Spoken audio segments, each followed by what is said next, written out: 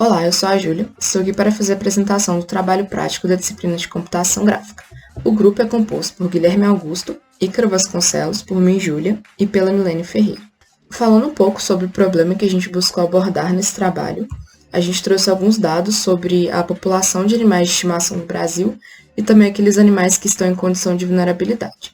Bom, primeiramente, de acordo com um levantamento realizado pelo Instituto PET Brasil no ano de 2019, a população brasileira de animais de estimação é de cerca de 140 milhões, sendo que 5% desses animais, ou 3,9 milhões, são animais em condição de vulnerabilidade. Animais em condição de vulnerabilidade geralmente são animais que estão abandonados, que estão em situação de rua, ou então que são cuidados de forma esporádica, mas não têm um lar fixo, nem cuidadores fixos.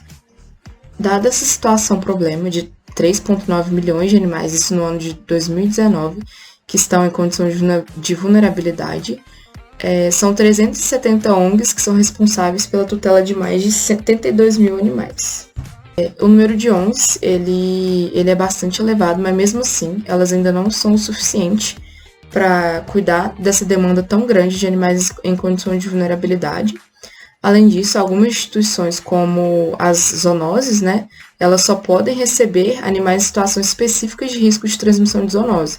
Ou seja, dado que seja uma situação de extrema importância, que essas unidades elas podem recolher animais. Então, acabam que muitas vezes os animais nem sempre vão apresentar riscos, então isso não quer dizer que eles vão ser recolhidos e tratados. Bom, uma outra parte também do nosso problema foi a questão da pandemia, que a partir de 2020, de acordo com uma reportagem da BBC, houveram muitas mudanças na condição financeira da moradia de vários tutores, dado a crise financeira, dado a pandemia e tudo mais. Muitas fake news também foram disseminadas que afirmavam que cães e gatos transmitiam coronavírus, então isso contribuiu também para a questão do abandono dos animais. E houve também a morte de vários tutores que foram vítimas da Covid.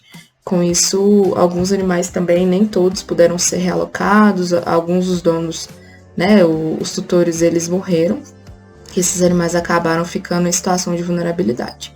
Então, esse cenário ele foi confirmado pelo Conselho Federal de Medicina Veterinária e por algumas ONGs também. Então, esse é o contexto do nosso problema, para poder falar um pouquinho da importância que é da gente tratar desse assunto e de alguns fatores que têm contribuído para que ele tomasse essa proporção.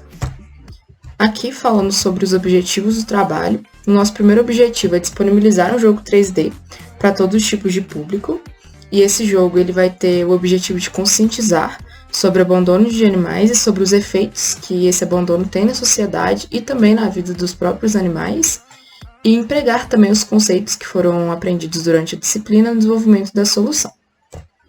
Aqui a proposta do jogo, a gente utilizou o nome Dog Days, que em sua tradução para o português seria Dias de Cão, que na expressão Dog Days do inglês ela se refere aos dias mais quentes do verão, ou então a dias muito difíceis, dias desafiadores. Então foi pensando nisso que a gente teve essa proposta para o nome do jogo, para que a gente possa lembrar da dificuldade que esses animais passam ao viver essas situações.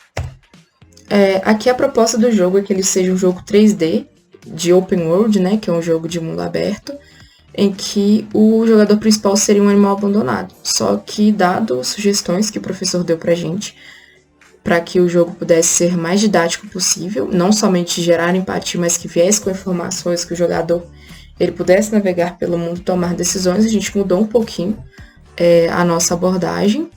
E então uma pessoa ela vai ter essa visão de primeira pessoa, ela vai navegar pelo jogo, vai fazer interações, ela vai se deparar com situações problema, e dadas essas situações ela vai ter algumas opções para poder escolher qual que é a melhor atitude a ser tomada, dada aquela situação.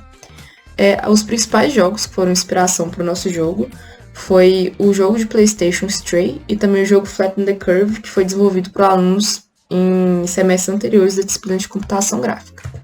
Aqui, só uma demonstração do jogo, que é um jogo de mundo aberto, um jogo 3D. Essa era a nossa ideia inicial, e acabou que o jogo Flatten the Curve também foi uma grande inspiração pra gente, dessa questão de jogo de mundo aberto, de interação com o mapa e tudo mais. Aqui são algumas limitações do trabalho, Com relação ao tempo de disciplina, o tempo da disciplina foi um pouco reduzido com relação aos semestres regulares. Para poder jogar o jogo é necessário ter um acesso ao computador ou notebook, de preferência com configuração intermediária, pois acaba que as ferramentas 3D elas exigem mais dos nossos equipamentos. A gente também, durante esse trabalho, a gente não conseguiu pensar sobre requisitos de acessibilidade, isso talvez fique para trabalhos futuros, e tudo que foi utilizado no jogo são elementos 3D, são mapas, né, jogabilidade, tudo isso foi feito através de elementos gratuitos. Então, isso também é uma das limitações do nosso jogo. Aqui, vou mostrar um pouquinho da implementação.